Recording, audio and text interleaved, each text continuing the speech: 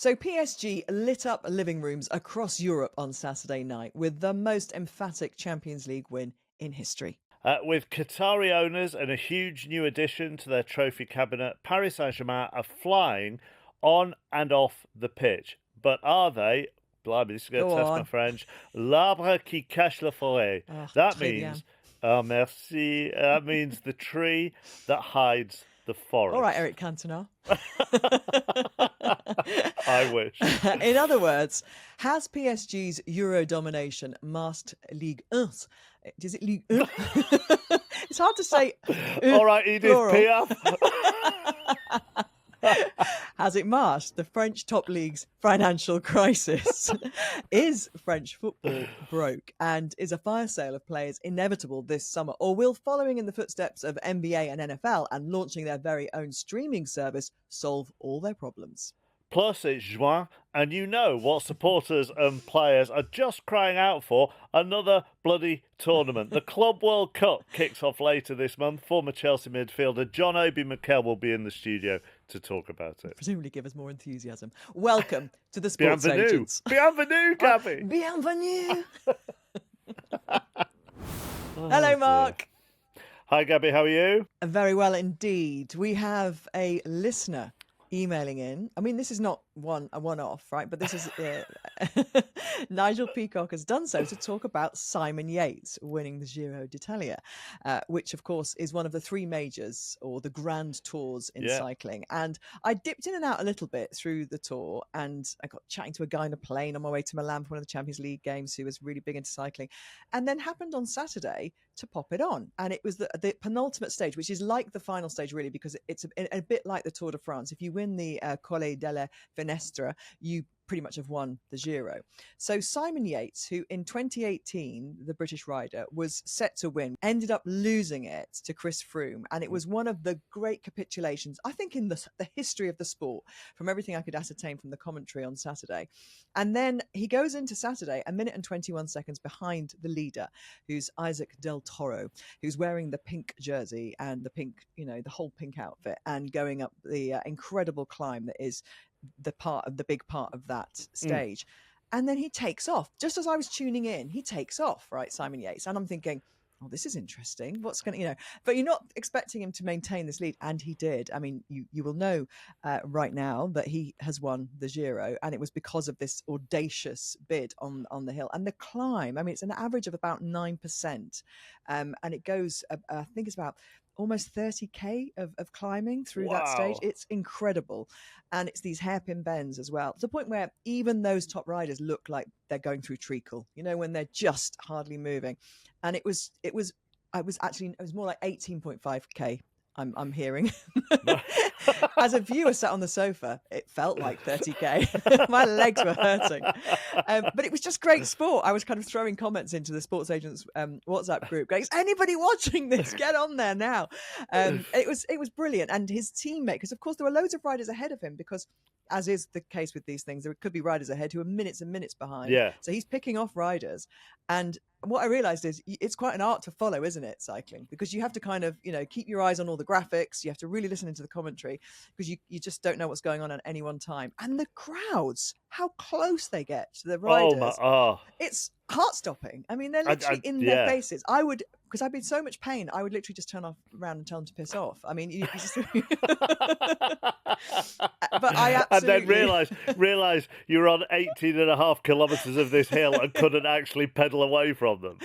So it was great sport, and it was brilliant. I just love a story of redemption, and that was we should try and get him on, shouldn't we?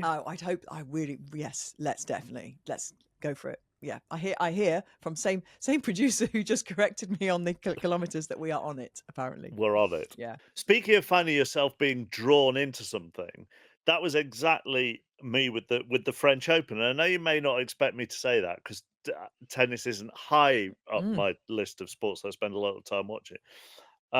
But I started watching Jack Draper against Alexander Bublik in the French Open in the fourth round, and was absolutely transfixed by it. I thought, God, this is one of the best games of tennis I've ever watched. And then Naomi Brody said it at the end as well as part of her commentary, and I thought, oh well, I feel a little bit validated there because the standard of tennis was off the scale, and Bublik in particular just played a brand of tennis that Draper yesterday couldn't live with a particular use of the drop shot. And now I A absolutely dad love it. shot. I I love call it a dad dad shot. shot. Yeah, it is though. He played 20 plus of them, and Wow. Draper had no answer. It was it And was was the commentary telling us that that he doesn't normally play that way then? Was he what doing this for Drake? The only no, way no, he could no, no, under no. He likes he that likes a drop drop shot. shot. I think what because I watched TNT last night and their roundup of the day with McEnroe and Mats Wilander, which was brilliant. And McEnroe sort of referred to Bublik as Kyrgios-esque, which I took to mean a brilliant player, but very Volatile? very inconsistent more than Right. anything else. Okay. Because And there he's was world number 62. So this was the kind of yes, so yeah, the and inference he from the never made a reporting of quarter this. final. Never made No. a quarter final in the Grand Slam. And the reporting of this has wound me up. And you mentioned the reporting because having watched it all, it was Draper crashes out and this, that, and the other. And actually, the story really should be Bublik being nigh on unplayable, Gabby, to my eyes, Mm, to my untrained eyes, because of the variety of an amazing serve when it worked, he couldn't live with the drop shot, the tactics of pushing Draper back. And then being able to initiate the drop shot so he just couldn't get mm. to the net in time. A beautiful touch on the volley whenever he came to the net. And at the end, and this is why I wanted to mention it as well, our man, Draper, was so sporting in defeat in that he jumped over the net, he gave him a massive hug. When he collected his things and left the court, he applauded the crowd, but also applauded Bublik as he left, and Bublik applauded him back. Jack Draper was such a class act yesterday, and it was just a great sporting occasion. It was great. It was Interesting great. what you say in terms of because there was a bit of this at the weekend about England's women thrashing Portugal on Friday night in the Nations Cup, Mm, and it was 6-0 the final score, yeah, I yeah, think. And I'd watched most of the game, and England just were dominant. You know, it yeah, happens in sometimes, doesn't it? yeah. In football, you get a team that just is on, and Portugal had no answers, and then the reporting kind of ends up being, oh, it's too easy for them. What do we learn about And I was hearing somebody kind of saying the next day, it might have been on Five Live actually. Look, it's not your fault when you beat a team 6-0. Okay. You can't do anything about it. But it's interesting the slant that's sometimes put on those, especially it happens more in female sport because you do tend to get those kind of bigger wins sometimes. And England had it in the last Euros, didn't they, against Yeah, Norway? And similar with this, you get this when it's a domestic player who's and a favorite who's beaten because they crash out rather than celebrating the brilliance of the opponent, which I it's often unfair, I think, especially if you're invested in these events. You go, hang on a sec, no, that's not the yeah. way it happened. Yeah, absolutely. Yeah, absolutely. Bublik goes on to play Yannick Sinner next, so that might be the end of his run at the French Bublik's Open. bubble bursts. Oh, Um, you've read the headline already. I think it would just very briefly one line that would definitely justify a performance would be Sale sneak through, Yes. because having been at Sale last week and Just and God. both feeling very strong about wanting them to get through to a semi-final, they really made hard work of it against Exeter. But thankfully, there's no sports agent's curse. All you clubs and Yeah. individuals out there who we might visit over the years to come, we are not a cursing broadcasting outfit. So they go through to the semi-finals, do the mighty Sale. They're at Leicester. That's on Saturday. The other semi-final is massive. I think it's a Friday. This is the Bath, Friday night, yeah, isn't it? Bath, Bristol on Friday night, and then Sale at Leicester on Saturday. Thank all for a goodness. place in the final the following Saturday, which will be at Twickenham. Yeah. Although that's yes, yes. Yeah. I was going to say that's also the same day as the Challenge Cup final, so I was just going to make sure I was loyal to my codes. But the Challenge Cup finals this Saturday. Oh, so you can Anyway, take in both. edit that bit out. And remember, you can watch our Access All Areas bonus episode behind the scenes at Sale on YouTube because we have a YouTube channel Yeah. as well. Hit subscribe whilst you're there. And you can catch up with all episodes of the Sports Engine on Global Player or wherever you get your podcasts. And you hit subscribe or follow. And don't forget to rate and review. So Paris Saint-Germain are partying the French league, though. Liga is in serious financial trouble. We'll have more on that next with Tariq Panja, Global Sports Correspondent for the New York Times. Well, Tariq, thank you very much for joining us. A little bit later on this pod, we're going to talk about the FIFA Club World championships, where we'll talk about being conflicted as well about where it does good, if any good, and what it means to clubs around the world. And I think a lot of people feel a bit conflicted about Paris Saint-Germain winning the Champions League as well, in the sense of they know how they're funded and where the money's come from, and yet you've got a bright young team who play football the right way, with the emotional backstory of a head coach in Luis Enrique, who your heart couldn't do anything but melt on Saturday night for him. So it's Jonathan Northcroft, I think, wrote in the Sunday Times, it feels a bit like a hangover, like celebrating them win it. I think that's how some people feel. It's a difficult one, is it? Yeah, it is, because we've all of us here on the show here since 2009, when Qatar started bidding for the World Cup and then got the World Cup in 2010. This little tiny country in the Middle East has been front and center of our football discussions, which is kind of weird when you think of it that way. And the emotions you described are exactly a reason why a country like that would want to own a football team. Wasn't it amazing? It was amazing. And they were these young tyros. Some of these, then they weren't star names. And this actually, if you think about the various iterations and attempts of PSG to win the Champions League, and there have been many, this is perhaps the best way they could have imagined winning it. Because if it was Messi, Neymar, Mbappe, we said, well, look, you just bought all the best players. Yeah. Of course, you're going to win this thing. But they've done it with this other team, and with the backstory, like you said, of Luis Enrique, the coach. It's all easy to admire from that perspective, but you don't have to go very far.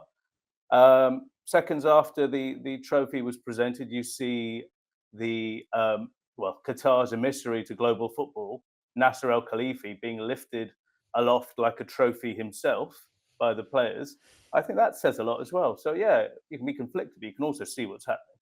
Yeah, you can see great football as well, and that was a joy, wasn't it, to see the way they play and carried on playing. And Inter had no answer for them, did they? They really didn't have anything there on the night. And you want a sporting contest. We didn't get that, but we got a brilliant display of the kind of football that we've seen them play pretty much since Christmas time, since the turn of the year. They've been fantastic, PSG. Let's talk a little bit wider though, because PSG are, as we said in the introduction, l'arbre qui cachait la forêt. There we go. The tree that hides the forest, because there's a lot more going on in French football that perhaps needs a bit of investigating and uncovering in this chat, in terms of the finances, because obviously the Qatari money makes it all look quite good and healthy. But for a lot of French clubs, that is not the reality. And there's a lot going on with their television contracts as well, which is creating a period that looks very unstable for a lot of clubs. Yeah, well said. That phrase, Gavin. Yeah, I mean, it's to you coin it's a dumpster fire, to coin an American phrase. It's a complete disaster, and it's not new. It just keeps happening over and over again. So, what we're talking about is the collapse of the domestic TV rights in France. So, when we talk about the French league, they're kind of lumped together in the big five leagues in Europe. If you ask me, there's only one league, which is the Premier League, which is so far ahead financially than the others. And you have La Liga, Bundesliga, Serie A, and then people add in this French league as well. What's happened is, since 2020, they got too big for themselves. They got too big for their boots. What they did, they signed a €1 billion a year domestic television rights deal, which is the first time they got to that number. The Premier League had been at that for a while, and well beyond. And they thought, brilliant. And they signed this contract with this company called Media Pro, which is run by a guy called Jordi Roras, a Catalan media entrepreneur, Chinese money as well in there. And they thought, right, we're here. We can now compete for the best players. We can keep our players as well, because a lot of the world's best players are French. That deal lasted months, completely imploded, had French football in crisis. That it really hasn't left. So what happened after that? You had the TV deal collapsing, and Amazon, which UK viewers might know for some Champions League nights, getting these rights for like 300 million. So you can imagine sudden drop, and the teams are grappling with this situation. They thought, okay, right, we can't get into this situation again. And guess what? 2024, they signed a deal with DAZN, We mentioned the Club World Cup. Might Yeah. talk about it again. Signed a curious €1 billion deal with FIFA for the Club World Cup, owned by Len Blavatnik. I think he's born in Ukraine, raised in Russia, passport holder of the UK. So is Sir Len Blavatnik's company, DAZN. They said, okay, we'll give you 500 million. So look, we've already gone from that 1 billion in 2020 to $500 million in 2024. And guess what? That's now collapsed. So that was going to be a 4-5 year contract within one season. That thing's imploded. So now 2 months before the season in France starts, French football fans have no idea where they can watch their teams Just on at the home. DAZN, so just to unpick that slightly, they're obviously operating around the world in different sports and different leagues, and they're covering the Club World Cup. So how does that deal implode? Have they got a regional deal that has to meet certain kind of measures and certain metrics before they activate the payments? So how can they just renege on a deal? Well, it's what Jordi Rojas did in the first place as well. They just reneged, and then you get into arbitration and legal disputes. What DAZN were arguing when they bought these rights was we didn't get the scale of pirate TV, and this is a big problem for the sports industry more broadly, and it's a discussion for another day, but it's a very big one. But that's known. Like, you do a bit of due diligence. It's not, oh my God, there's piracy in football. What they were hoping for was to hit certain metrics in viewers, because obviously people pay their subs, and then we're going to make our money this way. And they got nowhere near. I think they might have even got a tenth of what they were expecting in terms of subscribers to pay for this stuff, and decided they're going to walk away from this, leaving the French league in this situation. You've got people like John Textor, part owner of Crystal Palace in the Premier League, owner of Lyon. He's saying, with a couple of others, we need to go direct to the fans, so a streaming business.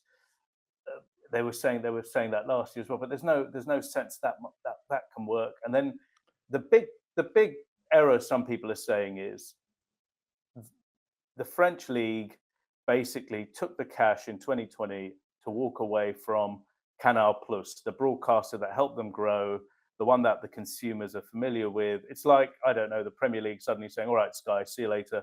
We're going to go with someone the viewers never heard of, never broadcast this stuff, don't know, not put a channel together. So they went for a big check, and they've got burned not once but twice. Now, what does that mean? We're in a transfer window scenario now here. Clubs in France, like in England and Spain, perhaps other places, if the rules are to be followed, have to meet cost controls, FFP, or whatever you want to call these things. France have quite a strict regime with this group called the DNCG.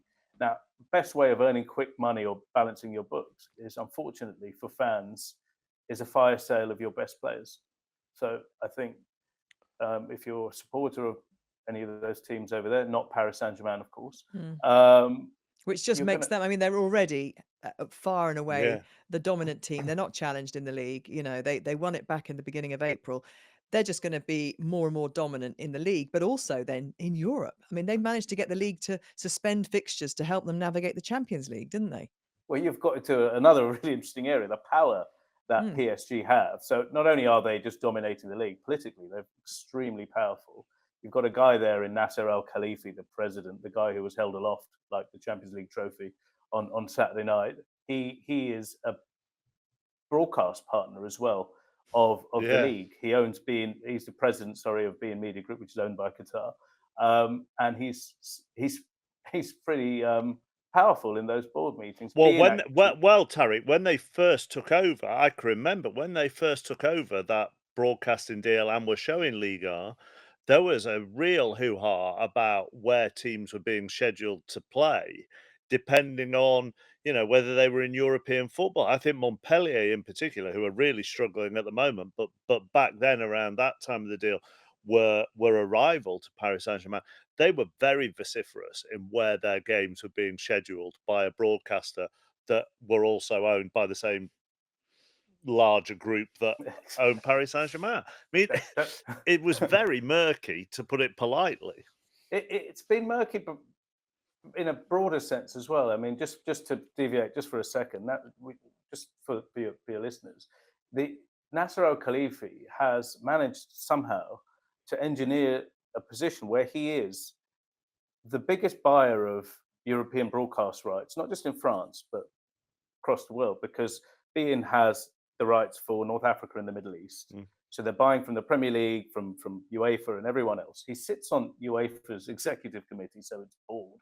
He's the chairman, of the European Clubs Association, the biggest clubs body in the world. He's a government minister in France as well. This is an incredibly powerful person. Now, you can bend fixture lists maybe to your way, or at least get people to think maybe we want to sort this guy out more than now. I'm going to have to apologise to Montpellier. I don't know your president's name, but perhaps more powerful than the Montpellier president. These are conflicts of interest that are in plain sight here in European football. And, if you're looking at France as well, that league, they keep winning it every year. At what point will the public say, well, what are we watching this What's the for? value Where's of the this? jeopardy Yeah. here? And when you're saying that, we're seeing the value diminish every year, is one of the reasons why Paris Saint-Germain winning every year. What's the point? Do you think Liga at the moment is is a microcosm of actually what's happening of European football, and every league ought to be just looking at what's happening there and trying to make sure something's similar. Look, there are plenty of leagues in Europe where one team dominates and wins every year, and therefore there are plenty of leagues that struggle with broadcast deals. There are plenty of leagues that I think they could run a streaming service without really understanding exactly what goes into that. And there are probably several streaming services who think they could run a Run a league league. without understanding exactly what you said, the piracy issue. I mean, I don't. I've no idea. I'm taking a guess here.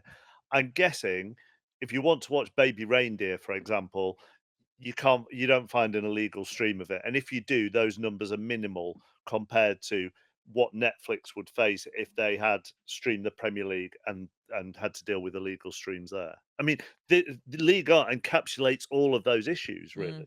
Yeah, a bit of a canary in the coal mine in terms of the piracy. It is out of control. Like if there is an avid, and there are many avid Premier League fans or football fans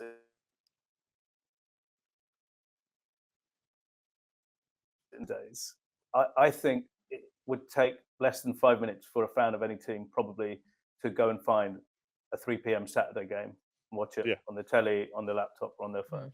Now this is a big issue, and League One, as you said, encapsulates all of this, but it also encapsulates, I think, the stratification broadly of top level club football.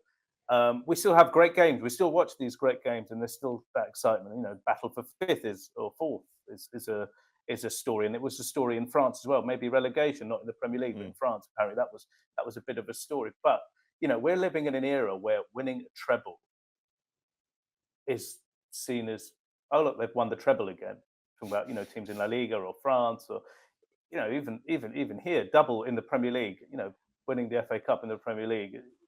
I remember a time when it was such a big deal to do that. Manchester United's treble in '99 compared to Manchester City's, was it a quadruple? I can't remember now, but it just seemed more a rarity. Do you think in the stuff that you've investigated, the stuff that you look at, that they can do a streaming service for their product, is thrown out very easily by a lot of people without really understanding what it would mean? I mean, myself and Gabby have got a note in front of us here from our team on the sports agents, that if the Premier League were to launch a streaming service, for example, and charge 20 quid per month, they'd need 7 million monthly subscribers for the 4 years of a deal to match what Sky pay them per season. Netflix, for example, when we talk about Netflix sports, Netflix show Christmas Day NFL, but that's 3 games or 2 or 3 games on Christmas Day once a year. And they bring in the talent for that, and then that's hired in for that day, and then the costs. I think when Netflix look at it, the cost that it would take to stream the NFL would be off the scale for them, and that's why it's a little portion there, and that's what they do. Same as the Premier League. The same as the Premier League. Like to bring just our Premier League into one of these streaming sites globally, you're into the several billion a year. And by the way, when you're watching on Sky or TNT and BT and all of these things, the one thing that someone who's going direct to consumer can't do is also sell you mobile phone service, sell you broadband, sell you ancillary other things that mitigate some of that cost. That's how Sky and all of these, it's called like triple play or quadruple play, and what, to get a bit geeky here. Just And back to the original point then, how yes, our league, PSG. how our league, how our league are going to get themselves out of this? Because if a broadcast deal doesn't come from somewhere, as you say, players on that's a massive income stream that's gone. PSG joins the Premier League. You know what? It's fun. You know what though? It just made me think with all of this is if ever a team was designed to be a Super League team in the breakaway, it's this lot. They're too big for their league. Funnily enough, the claims are that they were never in talks with the people doing the breakaway because they weren't in the breakaway. I just find it hard to believe that these people were not considering it and they were doing the 4D chess and ended up somehow on the right side of this thing. Because if ever a team was designed to be in a breakaway scenario, it's this group of people. But there's going to be, for the rest of them, there's going to be a lot of transfers. And I spoke to one agent, a big one, recently, and this is where football is right now. And it's just that, unfortunate with all the financialization. He said there's going to be a load of transfers between some of the teams in the league themselves in order to balance their books. Because when you buy a football player, you can spread the cost of that player across his contract. So 20 million over 4 years is just 5 million a year. Whereas when you sell for 20 million, you can put that in your book. And we've seen that already with the Premier League last year. We had these very expensive transfers of relatively unheralded players between, I don't know, Aston Villa and Everton and Nottingham Forest and Chelsea. So this is that. And then you've got to wonder, when is someone going to look after European football? Because this can't be right. And of course, they're heading PSG to the Club World Cup. And no doubt their very young players will still feel quite fresh because they were the youngest average age, weren't they, in the Champions League this season. And actually, for all the kind of slight inertia and feeling of like more football, quite excited to see PSG playing again after Saturday's final. And we'll have more on the Club World Cup with former Chelsea and Nigeria footballer John Obi Mikel coming up next. But thank you so much for giving us a bit more insight. And it feels like something that we'll be coming back to quite a bit on the Sports Agents. Yeah, will we Thanks ever? for having me. Thanks, Tariq. Cheers, guys. Okay, let's bring in former Chelsea and Nigeria footballer John Obi Mikel to talk all things Club World Cup, the sport that just keeps on giving football, isn't it? Just when you thought it was all over, we've got the Club World Cup starting on the 15th of June. You're going to be involved in this, John Obi. And look, there's a little bit of, what is this tournament all about? Do we need another tournament? So you're here to tell us we do. And from a Chelsea perspective, let's talk about their momentum going into this. And you say momentum. If you're a footballer right now playing for Chelsea and you've just won the European Conference and the season's been long and hard, you got yourself into the Champions League, do you really want to go again in 10 days' time? Yeah, you do. Listen, it's a tournament and it's a massive tournament as well. It's a new tournament. And I think for us as well, like you've said there, you've had a long season. We've had a wonderful season. I take it that because obviously qualifying for the Champions League and then winning the Conference League as well. I think for me, it's a great achievement. It's an incredible achievement. We've done so well. And I think that just puts us in a good place going into, obviously, the Club World Cup, which is, it's another chance for us to win a silverware. I think tournaments like this, yes, like you've said, do you really need another game? Do you really need another tournament? I think you do. As players, of course, we need to have a rest because obviously we need to recover for next season. But if you're a player, you want to play, in massive tournament, and I think this is another massive tournament. It just keeps you ticking over leading up to the next season. And for us as Chelsea as well, we have to compete. We want to win it. We want to win it. It's a new tournament. We want to win it. So hopefully we can give some game time to players that didn't really have enough game time during the season, and then that keeps us in a good position leading up to the start of the season. I always find myself, Gabby, I don't know about you, so conflicted with something like this, because we look on it from a European perspective, or even a just an English Premier League perspective, really. And what I have noticed, John Obi, when we're talking to people on different continents, or talking to different, I can remember talking to Tim Vickery, South American football Yeah. journalist, talking about actually how big this is going to be for some South American sides who are going to be there. So if I sort of park your Chelsea side and maybe look at your Nigerian side or the African continent Yeah. side, this is big for a lot of clubs globally.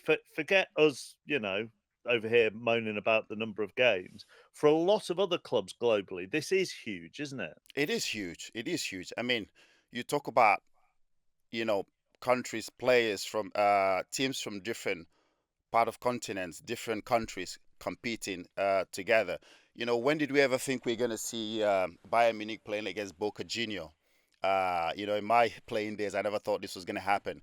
But this is a tournament that gives you that. You see the lesser teams from different countries competing against the big boys. Competing against the cities, the PSG, the Chelsea, and this just gives a great excitement as well. Not just for the players who's playing it, also for the fans, the people who are going to be watching in Africa, South America, here in Europe. Everybody's going to tune in to see these games, and I think there's going to be some really, really great matchups, and I'm looking forward to it. If they go on, if you take, for example, if one of the lesser teams go on to win this tournament, you're talking about winning 100 million £100 pounds, million. That's a lot of money. And for us, Chelsea as well, if we go on to win it, it's another £100 million coming into the football club. And then we can go out in the summer and strengthen and bring in more players. I think it's a great tournament. I'm looking forward to it. And I think for the lesser teams, they're going to come there to win it. And for the big teams as well, like I said, it gives some of the players that didn't play much games, obviously they want to win it. And the lesser teams also are coming to win it. The group that Chelsea are in has got CR Flamengo of Brazil, and it's got Sportive de Tunis from Tunisia and Los Angeles FC from the good old US of A. So that gives you a flavour of just how global this tournament is. But the route to qualification is interesting, isn't it? Because Chelsea haven't played in the Champions League for 2 years. 2 seasons, but they've qualified because they won it in 2021. This is an interesting qualification story, isn't it? And there are a few others a little bit like that. Yeah, isn't it? I think obviously every team that's qualified, I think everybody's qualified through merit. I don't think there's been a special treatment for the bigger teams to qualify. I think everybody who's in this tournament have qualified through merit, and I think it's the same for us. It's the same for Chelsea. It's the same also for Inter Miami. They qualified by winning the Supporters Shield Cup for 2024, which made them the best team in the MLS league. So for me, I think everybody who's qualified it's been done through merit. And I think that's something that people need to understand. This is a tournament that people qualify through absolutely merit. But I suppose you can understand the cynicism as well, can't you? In that, whilst Inter Miami won whatever it was, the Supporters Shield Cup, Supporters Shield, yeah, it still felt tweaked at the last minute by Infantino to get them in and to get them to launch it. And what are the chances they also have Lionel Messi? And I suppose the cynicism that a lot of people have is partly a story like that, and also transfer windows being slightly altered to give 10 days at the start of June to basically try and find Cristiano Ronaldo in. To try and find Ronaldo a club. You see, you can be as enthusiastic but also cynical. No, I think, listen, if there's a transfer window, there is a transfer window. And, we want to see the best players. We want to see the best teams. We want to see the best players go up against the lesser players. Big teams go up against the lesser teams. So I think whichever way that FIFA have to make sure that this is done properly through merit. Ronaldo, if he's going to play, which I'm not sure, it's not done yet. Yeah. If he's going to play, it's going to have to be true merit. That's the transfer window been open for 10 days, like you've said. And that's the process that's he has to go through. So I think every team and every player that is in this tournament, I think, is been done through merit. I know a lot of people have talked about how Inter Miami got in there, which we've just explained now. They got in there by winning the Supporters Shield Cup, and that confirmed them as the best team in the MLS League 2024. So I think FIFA have gone through a great process in terms of how the teams have qualified, and I think it's done through merit. There are player welfare issues, though, aren't there? Because for some of these leagues, the intensity is clearly not what it is for others, and obviously off the back of a very long Premier League where you've had players like Phil Foden talking about his exhaustion and how he's not felt like he could get back to his best this season. And we've seen it with quite a few players, haven't we, who have had, hard come off the back of hard Euros. They play, if they're in the Champions League, they're playing an extra 15 to 17 games through the season on top of all the other club football they're playing. Is it too much football, though, for those top level players? Because do you dilute something that's special by giving it all the time? There's nothing rare, is there, about it? And next summer, another World Cup comes along, which should feel very exciting, but kind of going, okay, we need a break from this, don't we? Yeah, I think obviously, I think players' welfare for me, I think is the priority number one. It is a priority, and I understand that. As a former player, I definitely understand that players need a rest. But again, it is a tournament. It is a tournament that's going to help you during the summer. I think sometimes as a player as well, you don't want to have way too much rest. You want to keep yourself ticking over. You want to be there so that you don't get too much rest. You don't have 2-3 weeks rest whereby you don't do absolutely anything. Then it takes you longer time to get yourself back into shape. Yes, I understand this, the players' welfare should be taken into consideration, which I know it has. And I think FIFA and the governing body, they're doing everything possible to make sure that the players are looked after, the players get enough rest. And you're talking about today as well, whereby, you have a lot of these big clubs, a lot of these teams, they have the performance teams that make sure these players are well looked after. They get the proper game time management as well as resting well and getting the best treatment, the best recovery process. These players, they absolutely have all those tools right now to recover as quickly as possible, and to play as much games. Yes, is it too much games? I kind of understand where the players are coming from, but also as a player, you want to play big tournaments, you want to compete in big tournaments, you want to win big trophies, and I think this is also a great opportunity for one of these teams to win this tournament. When you were playing and you had a period of rest, I suppose this is a twofold question. What was the longest period that you would have had off? Would it have been 3 weeks? Oh, Maybe 2 weeks is absolutely a lot. I think for me, 1 or 2 weeks, and I just straight away want to get back in there. You want to start going to the gym and maybe doing some slight running just to get yourself ticking over. and I suppose that was going to be my next point. During a period of rest of say 2 weeks, what would you do? Because me and Gabby come from an era where maybe when footballers had their summer holidays, that was the time to, let their hair down. Shall we say, and Yeah. then spend pre-season in a bin bag trying to work it all Trying off. to sweat it all out. Yeah, exactly. My impression of the modern day athlete is it's not quite the same. Well, So you would still be ticking over. I mean, look, yes. you'd indulge and stuff at times, Yes. but you wouldn't have 2 weeks of doing nothing. No. Is my point. No. I Really. absolutely can tell you right now, as a player, as a former player, we don't take 2 weeks off. We go back home, fly back home, and we go back and play with the local teams where we grew up playing from. We go there and play a game of 5-a-side, 10-a-side. That's how we keep ourselves fit. Yes, okay, I understand the rest, which I totally get. Players' welfare should be taken into consideration. Priority number one. But secretly, I tell you right now, we don't get that. We go back home, fly back home like I used to do. I go back and play with my local teams where I grew up from, where I was born, where I was raised. You play with the local guys, and they're very happy to see you. And they're not That's happy to try and go in and, do you one. Of in the course they match. do. Of course they do. You have to be careful.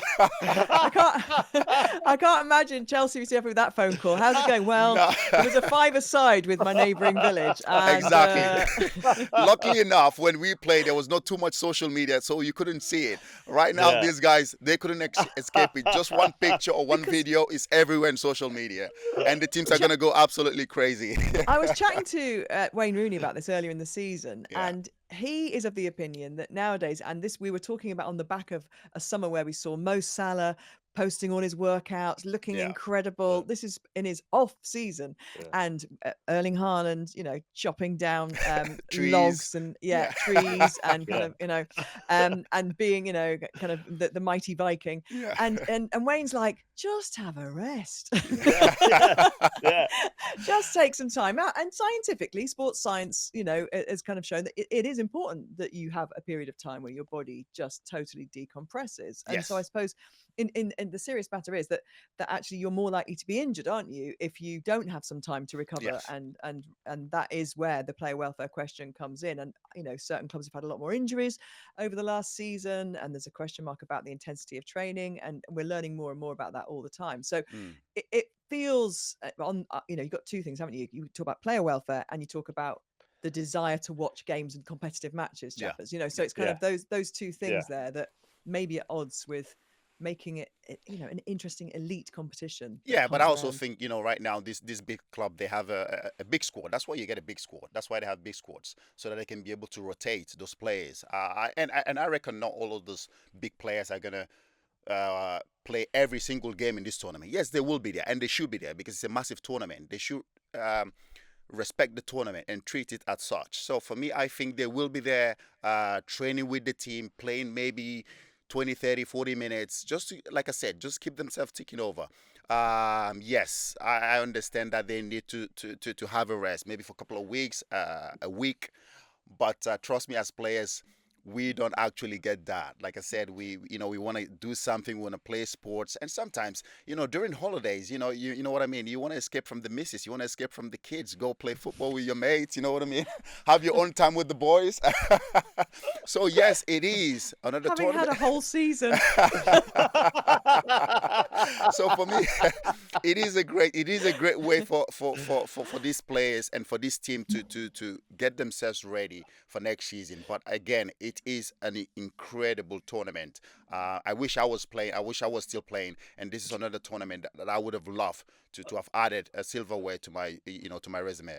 Just back to it from a good of the game perspective. If Chelsea were to win this and get £97 million, which is what Yes. the winners will get, you've already mentioned what an advantage that will Yes. give them for this summer transfer market, and that gives them an advantage in a Premier League that has an advantage over the rest of Europe with its wealth. So Chelsea are going to go even further ahead of, say, and I'll pick Brentford because they're well run and they're popular, but Brentford, you would argue, are never likely to be able to get into this because of how qualification works unless they win the Champions League. Now that is in this country. If a side, let's say the Tunisian side who are in Chelsea's group progress quite far in this, somehow manage to do it, the prize money they then take will massively skew their league, won't it, in their favour? So that has to be a danger globally, that this tournament skews competitive advantage around the world.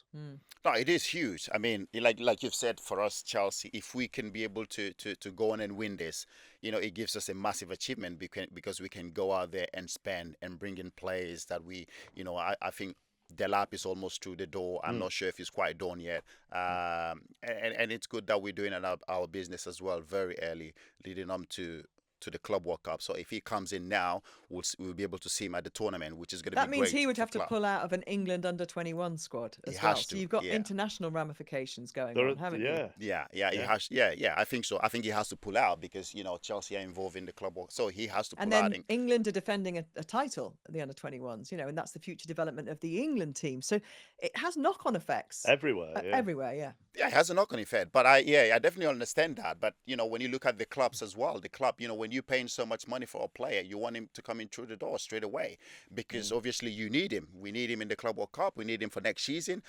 So yes, there's a bit of. I'm sure, obviously, there's going to be conversation had between the club and England. So we find a better way to manage the situation.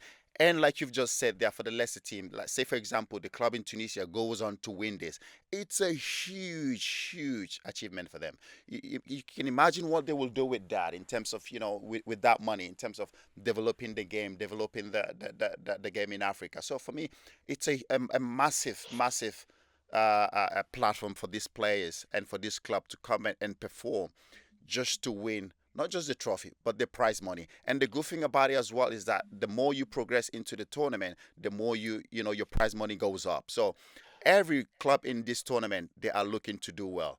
And I hope we get to see some great matchups and some great games. Um, on Delap, do you think he's a good? I mean, my personal opinion is I can't imagine somebody choosing Chelsea over Manchester United, but It just tells but you where Manchester United is right now. it absolutely does. A good signing for Chelsea, exactly what they need. A good signing for Chelsea, yes. Is it a player that I think will get us there to in terms of winning the league and probably competing to win the Champions League. Let's say he's a young player, he can grow, and get better. Obviously, I haven't. It's not a secret that we all know the striker that I wanted to come to the football club. But I think the club has chosen to go a different direction, which I understand. A younger player, a younger You're striker who's. talking, you're talking Osman, yes? Yes, I'm I'm talking to assuming. Simon. Yeah, yeah, Yeah, yeah, yeah, yeah. yeah. But I think obviously, I think probably the club has looked at it, the wages, the money, the transfer fees a bit too much for the club. For some reason, they've decided not to go for Simon. I like Delap. I think he's a really, really you call it typical English striker. He's that guy that can walk his socks off. And of course, with Nicholas Jackson, the partnership, I love to see how that develops.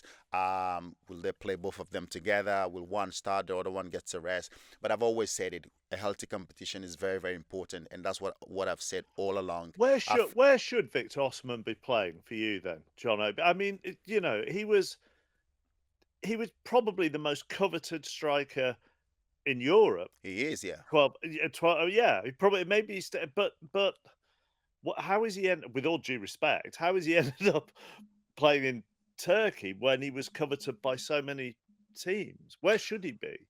I think for me, he should be one club. He should be at Chelsea. It's a club he Mm. supported growing up.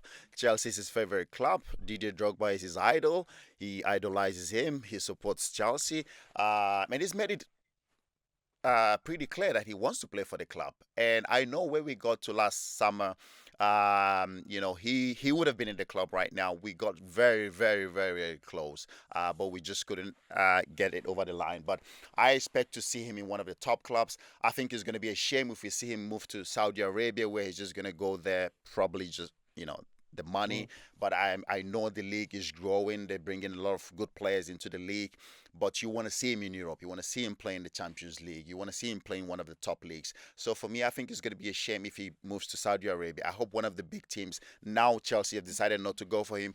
Hopefully, I hope to see him maybe in one of these big teams, Arsenal, Manchester United, maybe. So he's an amazing talent. He scores goals, he creates chances, he wins you trophies, he gets you to the top four. He's an amazing, amazing strike, and I hope one of the big teams go for him. And we should also just add that Trent Alexander-Arnold will be able to play for Real Madrid because of this transfer window opening up early as well.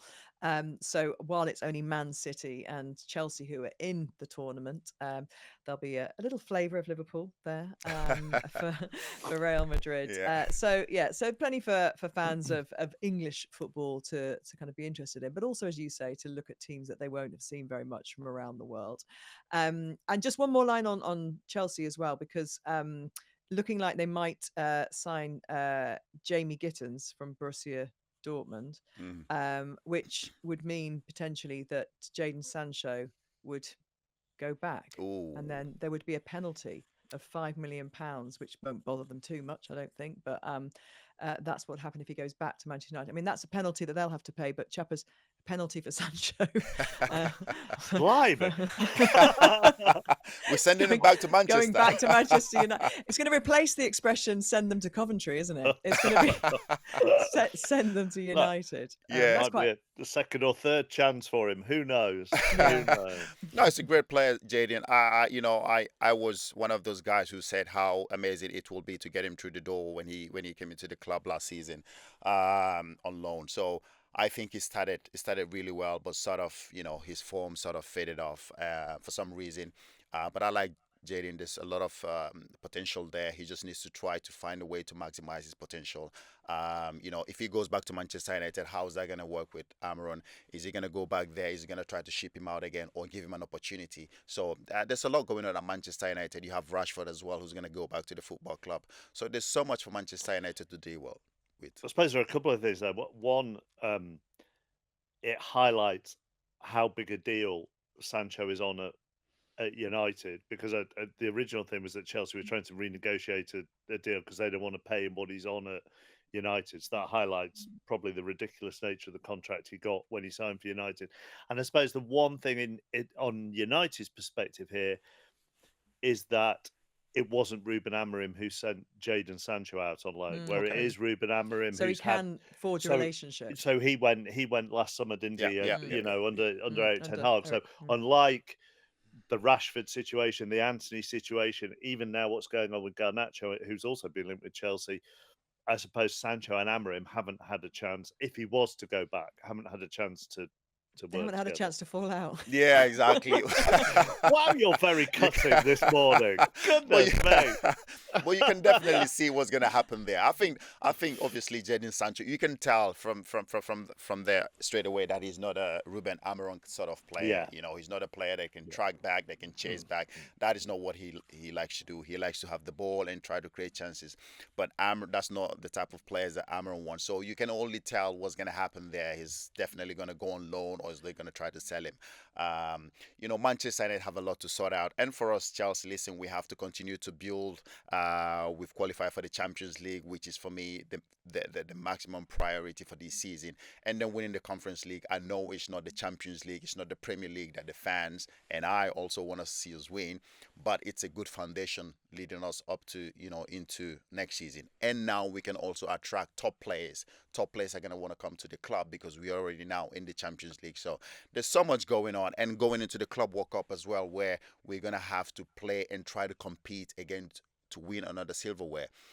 Once you're in these big tournaments, you just want to compete and you want to win. As a player, I always want to win every trophy, every tournament that I'm in. And for us, Chelsea Football Club, all we do and all we like to do is winning trophies. And I'm sure we're going to have to do that as well in this tournament. Well, you can see plenty more and hear plenty more from John Obi Mikel during the Club World Cup coverage, which is on DAZN. Every single game is live and free, and it starts on the 14th of June. And then you've got another month wall-to-wall football there, which also crosses over, I should say, wearing another hat with the Women's Euros, which starts on the 2nd of July. So that's a lot of football. There's a lot of football. I love it. It's the summer of football. Let's all enjoy it because there's so much great games, and I'm looking forward to it. The Sports Agents with Gabby Logan and Mark Chapman.